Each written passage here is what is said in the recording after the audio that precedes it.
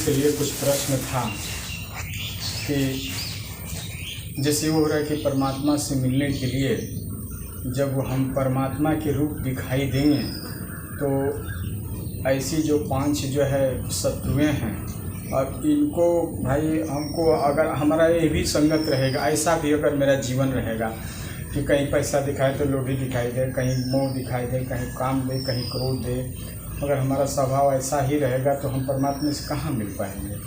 तो इनको तो हर हालत में इनको छोड़ना ही होगा। तो ऐसा मतलब कैसे इस पर हम कैसे जो है हल कर लूँ जो है, इसलिए थोड़ा सा ऐसा प्रश्न आ रहा था दिमाग में। और बहुत वैसे नहीं हो, लेकिन कहीं जैसे कि कभी कभी मतलब काम प्रकट हुआ, किसी चीज़ को देख के, किसी चीज़ को देख कर के लोग प्रकट हुआ, कभी ऐसा भावना कि मैं अपनी परिस्थिति से बहुत गरीब हूँ या बहुत लाचार हूँ या मैं कैसे धनी हूँ, नहीं होता है, या तो और सी तमाम चीज़ें या जो भी कुछ मेरे ऐसा हो रहा है। तो ये सब चीज़ जो है मतलब कभी कभी जो आ रहा है, आखिर कैसे मतलब ये हल हो, इसी पर डिस्टर्ब थे जाए।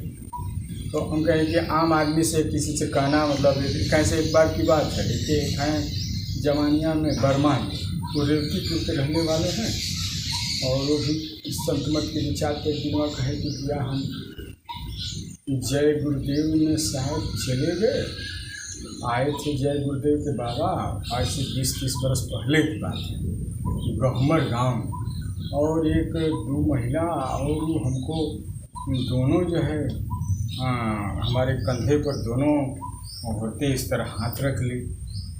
मैंने कहा कि ये गजब है।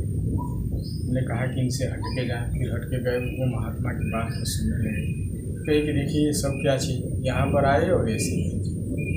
तो कहे कि मकसद है कि रास्ते में जब हम चल रहे हैं, साहब कांटा भी है, अच्छा भी है रास्ता है, खराब भी रास्ता है, ये सब थोड़ा सा कि क्या ऐसा अगर हमारा जीवन रहेगा तो ऐसे ही मैं रहूँगा तो क्या परमात्मा मिल सकता है। तो ये सब चीज़ें, एक नेक पवित्र इंसान रहेगा तभी वो परमात्मा से मिल सकता है। अगर हम वैसा परमात्मा के रूप में न दिखाई, क्योंकि हमारे लिए जब परमात्मा के नज़रों में सब अपना संसार अपना दिखाई, चाहे वो पेड़ हो, चाहे पशु, चाहे पक्षी, चाहे इंसान, किसी के प्रति उनका काम करो लोग अहंकार उस परमात्मा का नहीं, तो उसका बनाया हुआ वो जानते हैं। आखिर उसमें विलीन होंगे तो वैसा हमारा विचार कैसा हो जाए, ये कैसा परिवर्तित हो, यही आपसे थोड़ा सा रखा था। देखिए, ये जो प्रश्न है ये बहुत बड़ा प्रश्न है, और बहुत ज़्यादा लोग जो है इस विषय पर चर्चा भी करते हैं और इस पर कुछ कार्य नहीं कर पाते हैं। चर्चा तो करते हैं लेकिन इसका समाधान उनको जल्दी मिलता नहीं है। जी, सही बात है। वो खाली ये पहली बात तो है कि सबसे पहला पॉइंट वो गलती यहाँ पर ये करते हैं कि वो इसको शत्रु मान लेते हैं, पहले से ही डिसाइड कर लेते हैं कि ये मेरा शत्रु है, अब मुझे इसे लड़ना है और लड़ के उसको हराना है। हाँ, सबसे पहली गलती तो यहाँ ये करते हैं। मेरा पहला मानना है कि ये हम लोग के मस्तिष्क की अवस्थाएं हैं, ये अलग अलग समय अलग अलग ये अवस्थाएं प्रकट होती हैं, और ये कैसे प्रकट होती हैं पहले हम लोग को उसको जानना है। परमात्मा ने ये व्यवस्था क्यों दी हुई है हमें उसको भी जानना है। अगर हमारे भीतर क्रोध नहीं होगा, आक्रोश नहीं होगा, तो कहीं भी अत्याचार जुल्म हो रहा है तो हम उस पर आक्रोश प्रकट ही नहीं कर पाएंगे। अगर हमारे भीतर हिंसा नहीं होगी तो हम अपनी रक्षा नहीं कर पाएंगे। अगर हमारे भीतर लोभ नहीं होगा तो हम अपनी रक्षा नहीं कर सकते, हम जी नहीं सकते। अगर मोह नहीं होगा तो हम अपने प्राणों को नहीं बचा सकते। समझ रहे हैं? तो अगर हमारे में अहंकार नहीं रहेगा तो हम अपने स्वाभिमान की रक्षा नहीं कर सकते, और हम अपनी पहचान की रक्षा नहीं कर सकते। हम अपनी पहचान खो बैठेंगे। इन सब की अपनी अपनी उपयोगिता है, हमें उस उपयोगिता को समझना है, और वे उपयोगिता कैसे गाइड होते हैं, कहाँ से गाइड होते हैं, कैसे वो प्रकट होते हैं उसको समझना है, और कैसे रेगुलेट होते हैं, किस तरह से हम उनको संचालन कर सकते हैं। और संचालन करके हम कैसे उससे, अगर हम और आगे की अवस्था को जानना चाहें तो जैसे जान सकते हैं।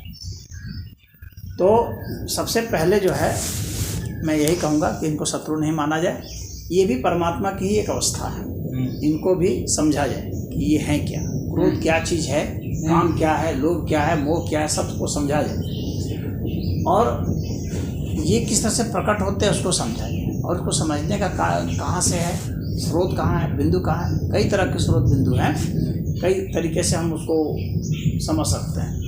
तो पहला तरीका तो यह है कि हम जो है सांस से समझने की कोशिश करें, क्योंकि ये सब चीज़ें जो है सांस से प्रकट होती हैं, सांस के जरिए ताकत पाती हैं और वहाँ से प्रकट होती हैं। जैसे कि हम गृहस्थ किसको कहते हैं, जिनको काम, क्रोध, मद, लोभ, ईर्ष्या, द्वेष जो है इसके ऊपर जिसका नियंत्रण नहीं है, उसी को तो गृहस्थ कहते हैं।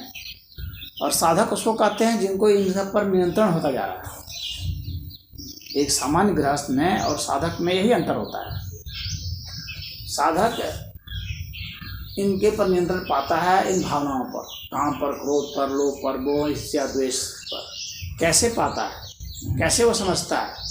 तो पहले समझिए कि गृहस्थ कहाँ तक है। सांस के जरिए अगर हम गृहस्थी को अगर हम परिभाषित करें तो हम ये समझेंगे कि औसत मनुष्य जो है वो 1 मिनट में 22 सांस लेता है। 1 मिनट में 22 सांस लेता है एक औसत मनुष्य, एक औसत स्वास्थ्य वाला। वह अगर बहुत दौड़ता है, तेज चलता है, कोई भारी काम करता है, तो उसकी सांस की गति उस परिस्थिति में बढ़ करके 100 के पार 150 तक भी पहुंच जाती है। यानी जब वह बहुत भाग रहा है, बहुत बल वाला काम कर रहा है, लड़ाई युद्ध कर रहा है, हाँ, या पेड़ पर चढ़ रहा हो या तैर रहा हो, वैसी स्थिति में उसकी सांस की गति प्रति मिनट जो है वो बहुत बढ़ जाती है, वो 100 के भी पार कर जाती है। यहाँ काम वासना में भी जब वो रहता है, जब वो संभोग कर रहा होता है, उस समय भी उसकी सांस की गति बहुत ही बढ़ जाती है, वो भी 100 के पार कर जाती है, हाँ, प्रति मिनट। जब सांस की गति कम होने लगे, यानी जब 1 मिनट में आप 8 सांस या उससे कम ले रहे हैं तो आप धार्मिक हैं, आध्यात्मिक हैं, तब आप गृहस्थ नहीं हैं। गृहस्थ से आप छुटकारा पा चुके हैं। प्रति मिनट जब 8 सांस की गति से आप सांस प्रश्वास करते हैं तो अब आप गृहस्थ नहीं रहे। यानी आप काम, क्रोध, मद, लोभ ये सब जो भी प्रकट होंगे उसको आप देख सकते हैं, समझ सकते हैं कि हमारे मन में ऐसे प्रकट हो रहा है, और जैसे ही आप समझते हैं, देखते हैं, वैसे ही वो समाप्त हो जाता है। यानी 8 से नीचे आपको करना है, और जैसे जैसे करें 8 से 7 करेंगे, 7 से 6 करेंगे, 6 से 5 करेंगे, जैसे जैसे आप घटाते जाएंगे वैसे वैसे आप देखेंगे कि आप इन सबसे छुटकारा पाते जा रहे हैं। सबसे पहले तो काम वासना से छुटकारा मिलता है, क्योंकि काम वासना जो है ना वो अतिरिक्त ऊर्जा है। जब मनुष्य बिस्तर पर पड़ा होता है ना तो उसमें काम वासना नहीं जागती है, जब वो बीमार लेटा है हॉस्पिटल में तो हाँ सही है, वो अतिरिक्त ऊर्जा होती है, वो सेक्स की एनर्जी है और वो अपने जैसे जन्माने के लिए है, यानी एक्स्ट्रा एनर्जी होती है तभी होता है। इसलिए बच्चों में भी वो काम वासना नहीं होती है, क्योंकि अभी वो एनर्जी उसमें आई नहीं है। जब वो ऊर्जा, जब वो 15-16 वर्ष का होगा, वो अतिरिक्त ऊर्जा जब आ जाती है तभी उसमें काम वासना का प्रवेश होता है। तो आपको अत्यधिक ऊर्जा की जरूरत पड़ने पर ही काम वासना आती है। तो जैसे ही आप 8 से घटेंगे तो आप में काम वासना समाप्त होने लगी। यानी 8 से 7 सांस पर अगर आप चले गए तो काम वासना आप में नहीं है। 7 से 6 में चले गए तो उस समय आपको लोभ नहीं है। 7 से 6 में चले गए, 6 से 5 में चले गए, सब खत्म होता जाएगा। जब 1 मिनट में एक सांस आएगी और जाएगी, यानी आपकी सांस की लंबाई जब 1 मिनट में 1 हो जाएगी तो उस वक्त सिर्फ जो है अहंकार रहेगा और दुख रहेगा और दर्द रहेगा, ये 3 चीज़ रहेंगे बस। और जब आपकी 1.25 मिनट में एक सांस आएगी तो दुख नहीं रहेगा। जब 1.5 मिनट में एक सांस आएगी, इतनी लंबी साधना अगर आप व्यक्ति कर लेगा तो दर्द प्रकट नहीं होगा, अर्थात उसके अंग को अगर काटा जाएगा ना तो उसको कोई पीड़ा नहीं होगा। जैसे एनेस्थेसिया दे दिया जाता है इंजेक्शन, तो कोई पीड़ा नहीं होती है, उस तरह का काम करेगा जब सांस की गति इतनी धीमी कर देगा वो। और जब 1.5 मिनट से पार अगर कर देगा, उस वक्त अहंकार से वो परे हो जाएगा, उस वक्त मन से वह परे हो जाएगा। और मन की अवस्था में ही सदैव परमात्मा का अवतरण होता है।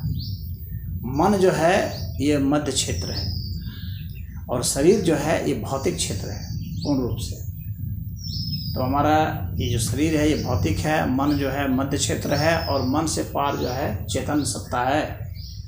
तो परमात्मा की अवस्था में प्रवेश होगा व्यक्ति, तो उसको आत्मबोध और परमात्मबोध उसी अवस्था में होता है जब वह योगी 1.5 मिनट में एक सांस लेता है, सिर्फ और सिर्फ एक सांस।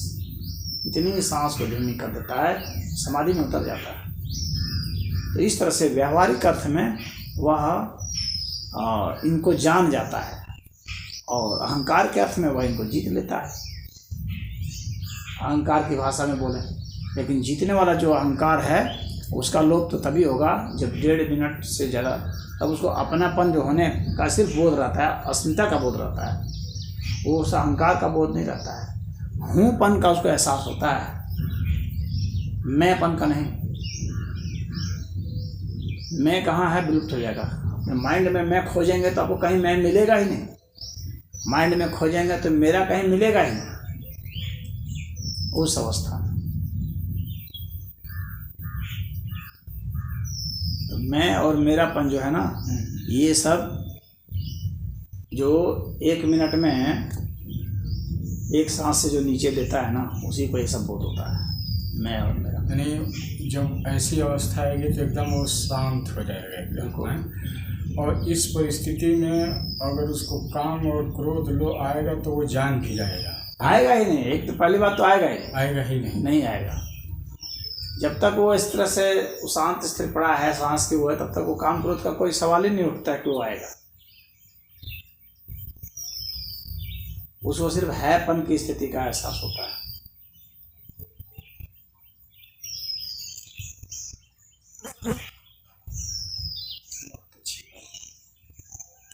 ये बात को हमको आपकी 100 में क्या 101% है साहब, क्योंकि जब कभी इस तरह शांत होकर मैं बैठता हूँ और सांस जब धीरे धीरे हो जाती है,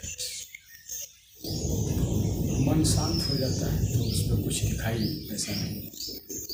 और जब कुछ भी है, काम है, क्रोध है, लोभ है, मोह है, तो वो तो एकदम वो जैसे फिल्मी की तरह नाच रहा है, अपना उसका दिमाग इधर उधर दौड़ रहा है।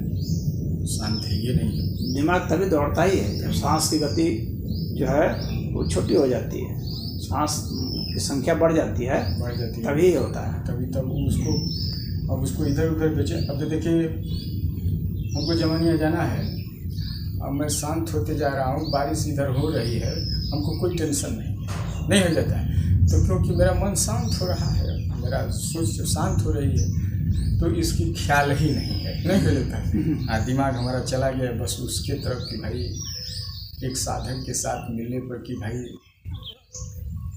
ये सब चीज़ें। एक जगह मैं आपको गया था, तो उस महात्मा से कासमाबाद में, उधर मैं हाई स्कूल की इंटर की परीक्षा देने गए थे। तो लोग कहे कि वहाँ एक महात्मा है, मैं महात्मा के पास मिलने गया। जैसे कि मैं बताया ना बचपन से कि मतलब कुछ महात्माओं से, जहाँ भी कुछ साधु महात्मा, तो वो अगले जन्म का हो चाहे जो, मतलब मिलने का मतलब हमारा ये है। और कुछ लोग कहाँ जात हुए वो मतलब ऐसे रहते हैं, वो बल्कि और जगह जाके गपचौरा करेंगे, बैठेंगे खूब इधर हल्ला हल्ली जैसे तमाम और दुनिया में इंसान, लेकिन वो हमारा इस टाइप के। तो सब लोग गोड़ लाग रहा है, सब मांग रहा है कि बाबा हमको ये दे दीजिए, वो दे दीजिए। बाबा के पास चुपचाप बैठे हैं बगल में, सब लोग अपना मांग के जा रहा है, कोई गाड़ी से आ रहा है, कोई कार से आ रहा है, कोई कार। तो कहा कि बच्चे तुम कुछ नहीं बात कर रहे, क्या महाराज, मैं तो यही सोच रहा हूँ कि जो भी कुछ मांग रहा है अब वो तो यही है कि इसी 50-60 बरस के अंदर या इसके पहले ही सब खत्म भी हो जाएगा, तो वो चीज़ हम क्या है आपसे मांगेंगे। तो उस महात्मा जी सोचने लगे कि आखिर ये तो भाई कुछ और आदमी है, ये मांगने का कुछ और है। तो आदमी जब किसी संत महात्मा कोई अच्छे अभ्यासी के पास पहुंचा है तो उनके जीवन काल में आप साहब अभ्यास किए होंगे, तो आपके अभ्यास में जो रुकावटें हुई होंगी, गौतम बुद्ध ने जब छोड़ा तो उसके साथ जो रुकावटें हुई वो भी कितने साधकों के साथ मिले होंगे, फिर जो उनको ज्ञान का बोध हुआ, तो वो चीज़ हमारा तरफ जाने का सोच रहा है। तो महात्मा कहे तो ये व्यक्ति मांगने वाला नहीं है। हालांकि उस वक्त में न शादी हुआ था न कुछ भी हुआ था, और मतलब तो साहब लक्ष्य तो वही है कि मान लीजिए ये जीवन बहुत ही मूल्यवान मनुष्य का है, क्योंकि मनुष्य जोनी तो कर्म जोनी है, बाकी तो भोग जोनी है। और जैसे पेड़ है खड़ा है तो चुपचाप वो खड़ा ही है, चाहे और भी है सब। तो ये जो मौका मिला है, अगर हम उस परमात्मा से नहीं मिल पाते हैं